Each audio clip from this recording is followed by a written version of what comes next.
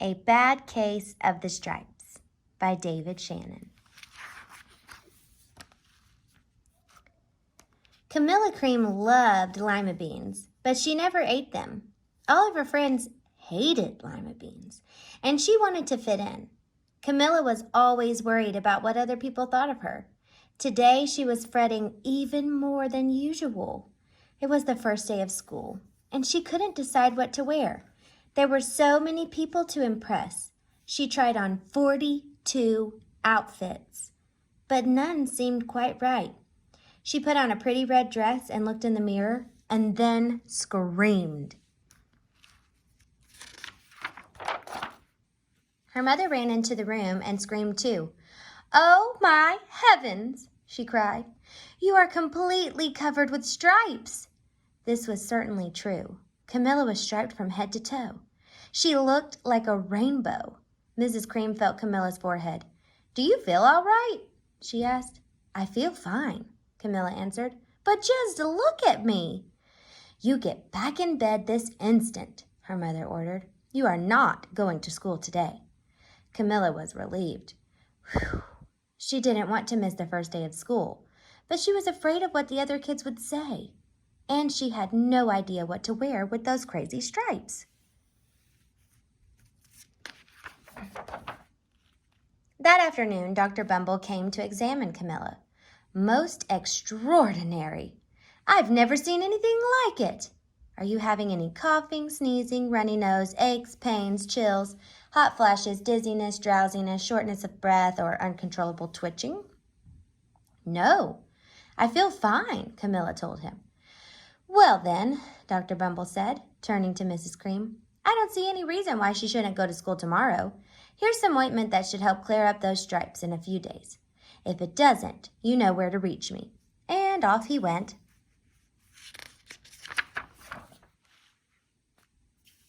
The next day was a disaster. Everyone at school laughed at Camilla. They called her Camilla Crayon and Night of the Living Lollipop. She tried her best to act as if everything were normal, but when the class said the Pledge of Allegiance, her stripes turned red, white, and blue, and she broke out into stars. The other kids thought this was great. One yelled out, "Let's see some purple polka dots." Sure enough, Camilla turned all purple polka dotty. Someone else shouted, "Checkerboard!" and a pattern of squares covered her skin. Soon everyone was calling out different shapes and colors, and poor Camilla was changing faster than you can change channels on a TV.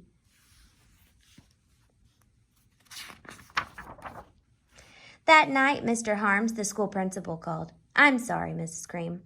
I'm going to have to ask you to keep Camilla home from school. She's just too much of a distraction. And I've been getting calls from the other parents. They're afraid those stripes may be contagious." Camilla was so embarrassed. She couldn't believe that 2 days ago everyone liked her. Now nobody wanted to be in the same room with her. Her father tried to make her feel better. "Is there anything I can get you, sweetheart?" he asked. "No, thank you," sighed Camilla. What she really wanted was a nice plate of lima beans, but she had been laughed at. Enough for one day.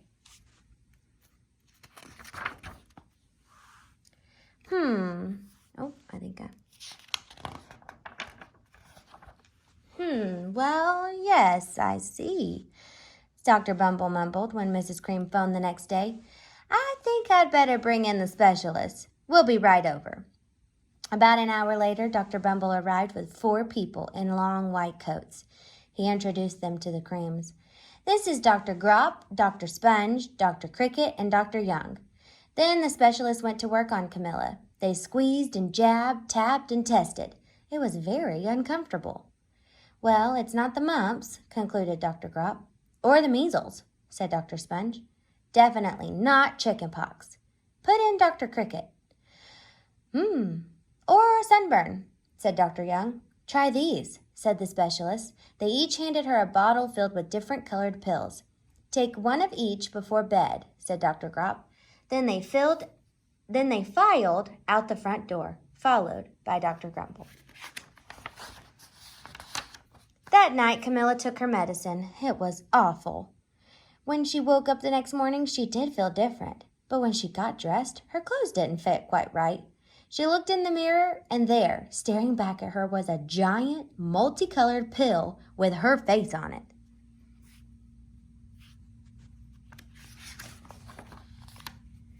Dr. Bumble rushed over as soon as Mrs. Cream called. But this time, instead of the specialists, he brought the experts. Dr. Gourd and Mr. Mellon were the finest scientific minds in the land. Once again, Camilla was poked and prodded, looked at, and listened to. The experts wrote down lots of numbers. Then they huddled together and whispered. Dr. Gourd finally spoke. "It might be a virus," he announced with authority. Suddenly, fuzzy little virus balls appeared all over Camilla. "Or possibly some form of bacteria," said Mr. Mellon. "Out popped squiggly little bacteria tails. Or it could be a fungus," added Dr. Gourd. Instantly, Camilla was covered with different colored fungus blotches. The experts looked at Camilla and then at each other. "We need to go over these numbers again, back at the lab." Dr. Gourd explained, "We'll call you when we know something." But the experts didn't have a clue, much less a cure. By now, the TV news had found out about Camilla. Reporters from every channel were outside her house, telling the story of the bizarre case of the incredible changing kid. Soon, a huge crowd was camped out on the front lawn.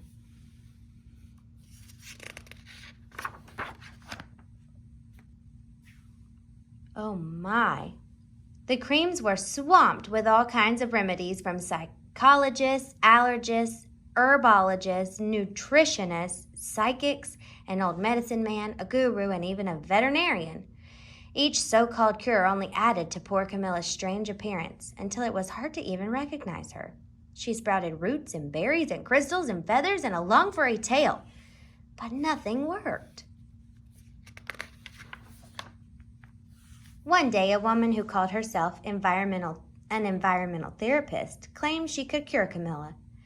Close your eyes, breathe deeply, and become one with your room. "I wish you hadn't said that," Camilla groaned. Slowly, she started to melt into the walls of her room. Her bed became her mouth, her nose was a dresser, and 2 paintings were her eyes. The therapist screamed and ran from the house. "What are we going to do?" cried Miss Cream. "It just keeps getting worse and worse." She began to sob. At that moment, Mr. Cream heard a quiet little knock at the front door. He opened it, and there stood an old woman who was just as plump and sweet as a strawberry. "Excuse me, but I think I can help." She went into Camilla's room and looked around. "My goodness," she said. "What have we here is a bad case of the stripes. One of the worst I have ever seen." She pulled a container of small green beans from her bag. "Here," she said, "these might do the trick." "Are those magic beans?" asked Mrs. Cream. "Oh my, no.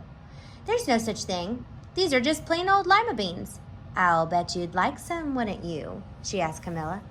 Camilla wanted a big, heaping plateful of lima beans more than just about anything, but she was still afraid to admit it. "Yuck," she said. "No one likes lima beans, especially me." "Oh dear," the old woman said. "I guess I was wrong about you." She put the lima beans back in her bag and started toward the door. Camilla watched the old woman walk away.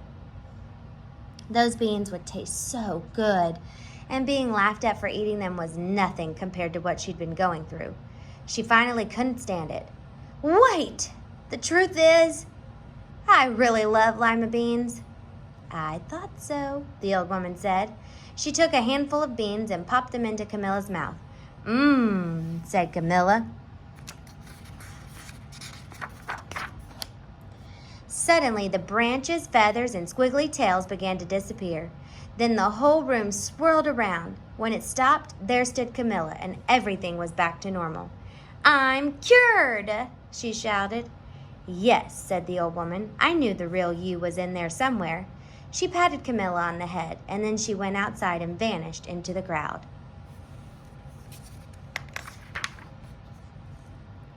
Afterward, Camilla wasn't quite the same. Some of the kids at school said she was weird, but she didn't care one bit. She ate all the lima beans she wanted, and she never even had a touch of the stripes again. The end. All right, so I think something we can learn from Camilla is to make sure we are always, always ourselves, no matter what. The best thing we can do is to be who we are and be proud of that and celebrate that we're all different and we're all so special. I hope you enjoyed this story.